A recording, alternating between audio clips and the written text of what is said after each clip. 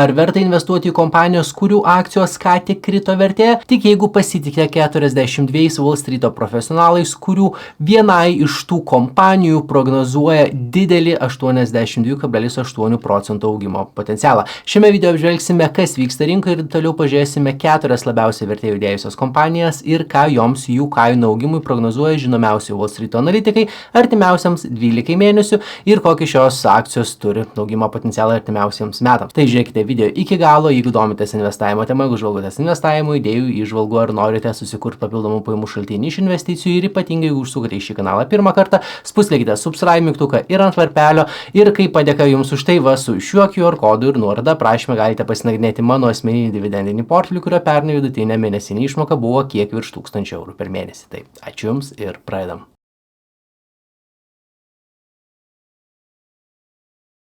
Pradedame nuo naujienų. Eurostatas paskelbė galutinį Liepos eurozonos infliacijos vertinimą. Metinė infliacija eurozonoje siekia 2,9%, o birželį jį buvo 2,8%. Bazinė infliacija be maisto ir energijos pakilo iki 2,5% nuo 2,4%. Energijos kainos per metus pakilo 10%, o birželį buvo pakilusios 8,5%. Lietuvoje metinė infliacija siekia 5,4%. Tai antrasis didžiausias skaičius visoje Europos Sąjungoje.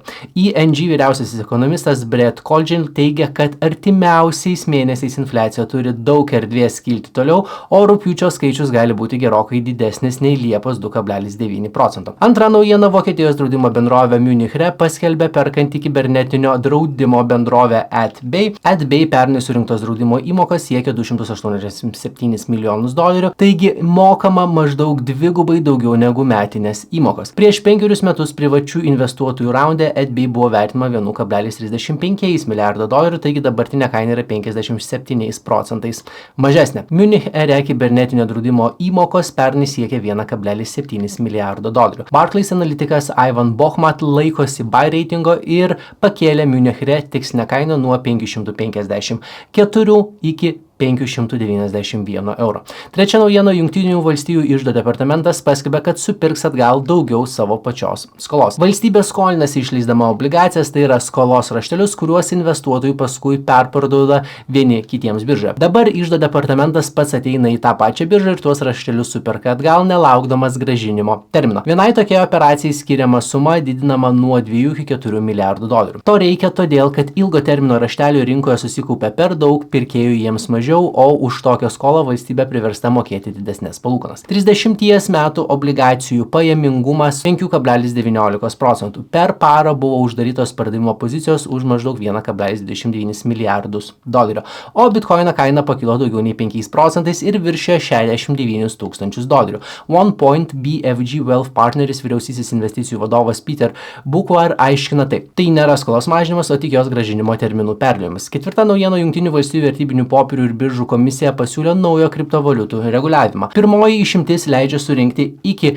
$5 milijonų per 4 metus. Antroji išimtis leidžia surinkti iki $75 milijonų per 12 mėnesių. Bendra kriptovaliutų rinkos vertė per parą pakilo $113 milijardų ir priartėjo prie 2,3 trilijonų. Bitwise Europe tyrimų vadovas Angie Dragoš teigia, kad bitkoinas pirmas parodo finansinių sąlygų pokytį ir pajuda anksčiau nei kitos rinkos. S&P 500 indekso vertė pakilo 0,21%, o Nasdaq 100 indekso vertė krito 0,22%. Dabar daugiausiai vertė judėjusios akcijos ir ką joms žada analitikų prognozė tai nėra pažadas, tai jų hipotezė paremta dabartinėmis ekonominėmis sąlygomis, bendrovės finansiniais duomenimis, jos veikla ir pačių analitikų žiniomis bei patirtimi. Tai prognozė artimiausiams 12 mėnesių ir kiekvienas analitikas ją skaičiuoja iš savo pelno prielaidų, todėl vertingiau žiūrėti į kelių analitikų vidurkį ir į skirtumą tarp jo ir dabartinės kainos. Twist Bioscience yra vidutinės kapitalizacijos sveikatos priežiūros sektoriaus kompanija, tai sintetinės DNR gamintojo, jos akcijos per vieną dieną pakilo vertė 22,64%,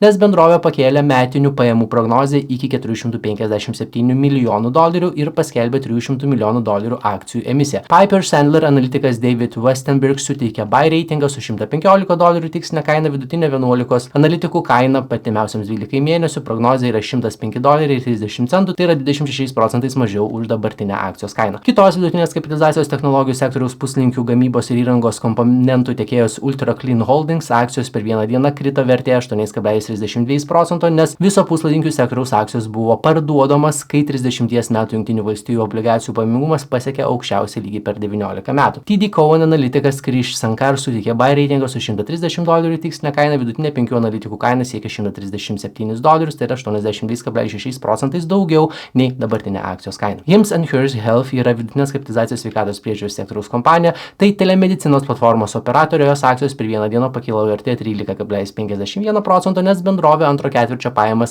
pasiekė su $753,2 milijono rezultatų ir viršijo laukiamų $698,9 milijono.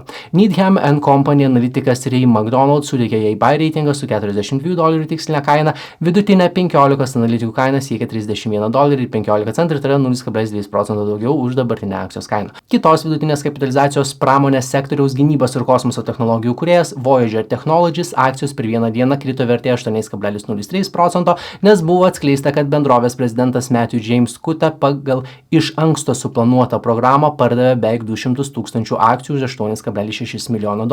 Citi analitikas John Godin suteikė buy reitingą ir $54 tikslinę kainą, vidutinė 11 analitikų prognozė siekia $45.55 ir tai yra 17,2% daugiau už dabartinę kainą. Detalesnę analizę su daugiau apžvelgiamų akcijų ir konkrečiomis analitikų kainų prognozėmis artimiausiams 12 mėnesių rasite member skiltyje ir aprašyme. Jeigu dar nesinaudojate Freedom 23 investicinę sąskaitą, nauji investuotojai dabar gauna iki 10 akcijų dovanų, kiekvienos dovanojimas akcijos vertė gali siekti $800, pasiūlymas galioja iki rugpjūčio 31 dienos, brokeris licencijuotas, investicijos paveldimas ir plačiau apie Freedom 23 dovanojimas akcijas ir apie jo siūlomas paslaugas rasite jų oficialioje svetainėje, nuskanavus šitą QR kodą ir paspaudus nuorodą aprašyme. Visus klausimus rašykite komentaruose, sėkmingo investavimo ir pasimatome kitame video.